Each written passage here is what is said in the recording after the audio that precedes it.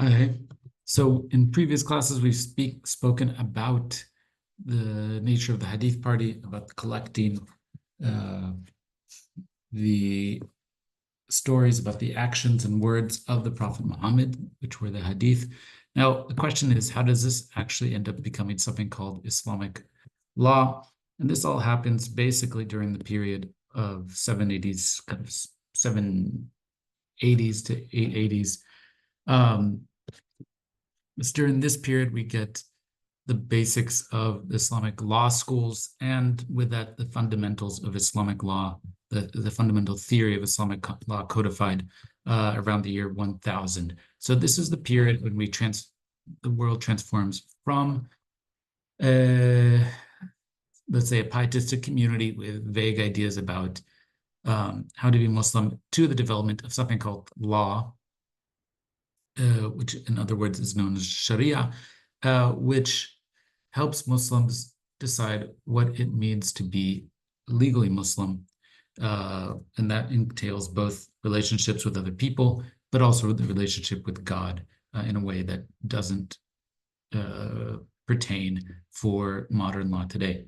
Now, when we speak about Sharia, there's all sorts of weird Islamophobic websites out there thinking about creeping Sharia, about the impact of Sharia on our lives, etc. None of this is in any way true. Sharia can't enter our modern day law system. And even if it does, it doesn't enter in the way as Sharia. So to understand any of this, we have to kind of look at the basics of Islamic law. There's two ideas here. One is that Islamic law itself is based off of two roles. One, the judge, so the person who's actually making the judgment. He's looking at Islamic law in general. And in fact, if you were to find a book of judgments about like a rule book, a codification of the rules, you wouldn't find it. In fact, there is no written version of a code that exemplifies Islamic law. Instead, what we have are the sources. Let me see if I have a slide on this, which would be the Quran.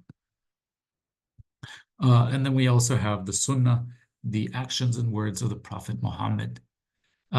Between those two, they form the basis to then develop other forms of rulings, even over things that had no presence in the early Islamic period. For example, the question of coffee, drinking coffee, or tobacco smoking, or any variety of new religious or legal issues. For example, eventually even a vision of international law, of maritime law, all sorts of different things becomes developed through this process. Now, to figure that out, we have to look at two options, two roles here. One, the judge.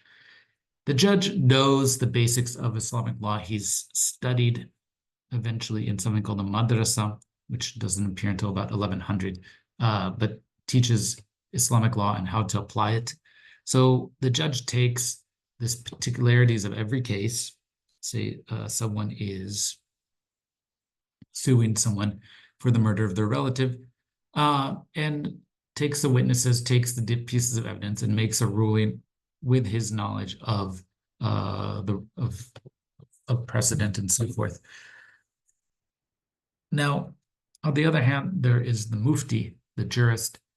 The jurist takes legal theory and abstracts it from particular cases. So this is always posed to him. A legal question is posed to the mufti. The mufti then engages with different legal sources, theoretical sources, and others to come up with a legal opinion. Now, there's a few different caveats here. The legal opinion of the jurist is not binding. It has no way of being enforced. It's not a law in a sense. It's just an opinion that is taken seriously based off of the reputation of the mufti, his piety, his learning, etc. And ultimately, it can be taken into account by the judge. Sometimes muftis, the rulings or ideas of muftis are compiled into larger sources centered around legal topics, sometimes not. Anyone can technically become a mufti. There's no boundary. And in fact, this is the important thing here. The mufti, the jurist, is essentially independent. There is no centralized process or centralized state till the 1500s that decides which muftis should be taken seriously and which shouldn't. Instead, the state only intervenes in the role of the judge, the qadi. They appoint the judge, but they don't tell the judge what to rule or how to rule. So it's a very independent legal system from the state. And that all emerges from the fights between the Hadith party and the Abbasid caliphs over who has the right to control, let's say, the religion of Islam and with it, its laws. If you remember, if we go back to this question of the Mihna, the Inquisition, and these fights between these two groups, the government of Al-Ma'mun attempted to enforce a theological position on scholars. All but one agreed, or all but two agreed. And the main one is Ahmed ibn Hanbal. He refused, and ultimately the Mihna fell apart. And with it, the government abandoned any attempt to try to control theology directly, but also with it, questions of Islamic law. And instead, they went into the hands of the scholars. Those scholars took on positions of judges and jurists. Judges are officially paid and appointed by the government, but jurists are always going to be independent. In this sense, this is a bit different from our own legal system. Our own legal system, we have legislators, which create laws, and then judges, which interpret them and apply them.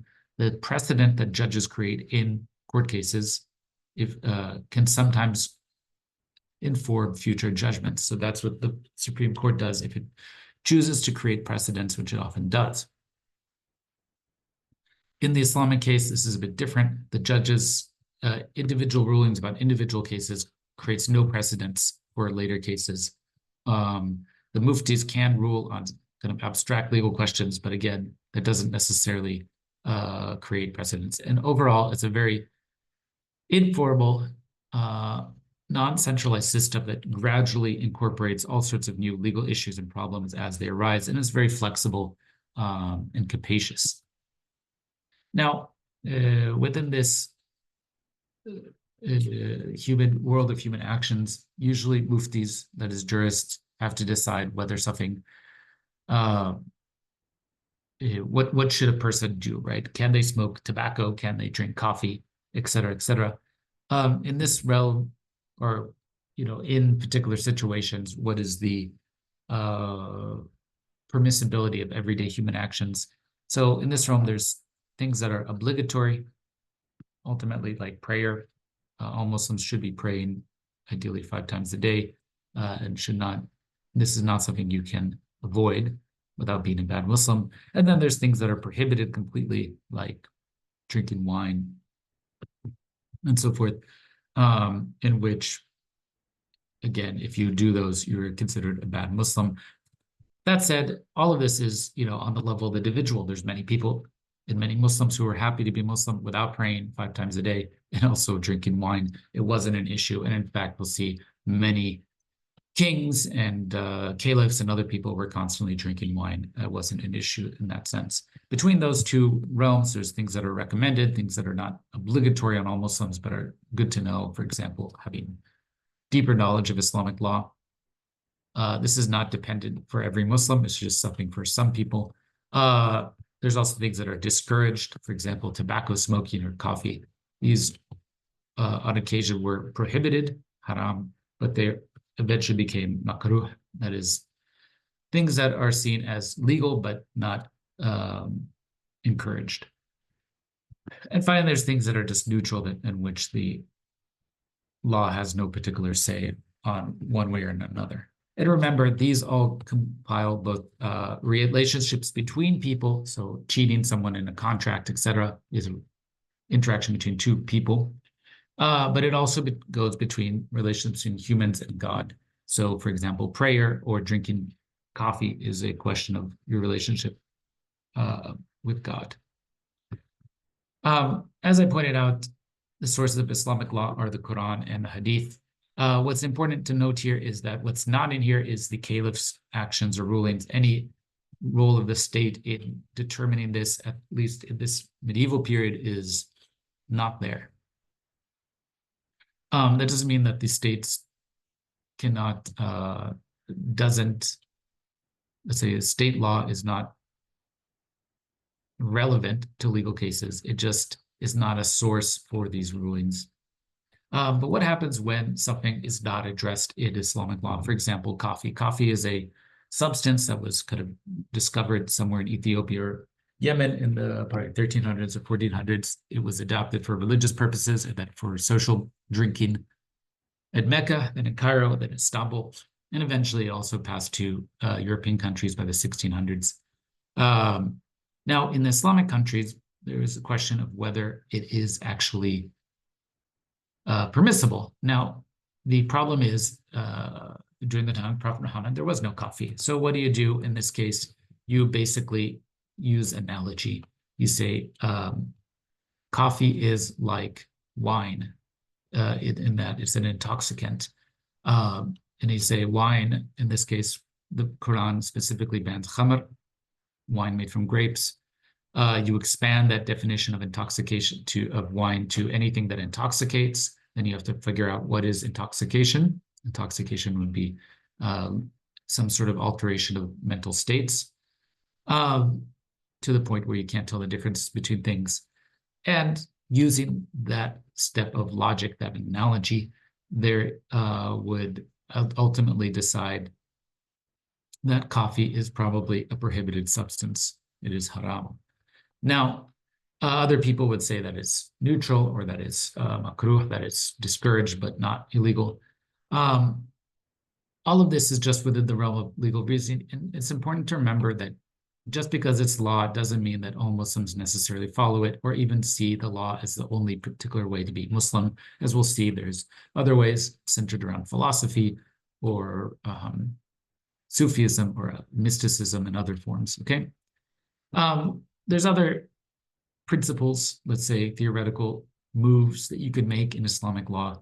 One of the, besides analogy, which is the most common, there's also ijma, which is consensus. So if you have a variety of very highly regarded scholars agreeing on a topic, usually this is a sort of consensus opinion, and therefore it has more validity, just like we would have today, right? If 90 out of 100 judges agree on this, then it creates a stronger sense of truth. And the same, for example, climate change. 99% of climate scientists agree that climate change is real and is affecting us and is going to be catastrophic and is created by humans.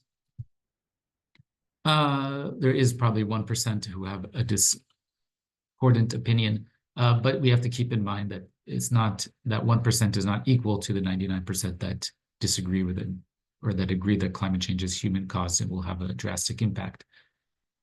Ultimately, you have to go with a consensus overall. Finally, there's kind of independent reasoning, just kind of non-formal analogies. There's things like taqlid. Eventually, as legal schools get developed, you're supposed to adhere to previous precedent. You can't just break with precedent whenever you want by creating a new analogy or by independent reasoning. Then there's other interesting things. For example, thinking about the role of public good in overruling a strict legal rule, for example. There was a question about whether you can endow cash. So an endowment is a common legal mechanism to create public goods. Usually it's supposed to be land or some sort of material object. You're not supposed to be able just to create an endowment with money. But overall, it was deemed permissible when it started being used in the 14 and 1500s because it created a general public good. The same thing goes for things like zarura. In dire circumstances, you can break free of legal precedents and rules when needed. Based off of which of these you think is more important and how, and all using these different types of legal principles or theory, different law schools emerged. Each one has a different opinion, especially about the role of independent reasoning. For example, The first law school is founded by a guy founded, represents the ideas of a figure named Al-Shafi'i. He was probably the first person who tried to systematize or think about Islamic law based off of two sources, that's the Hadith and the Quran.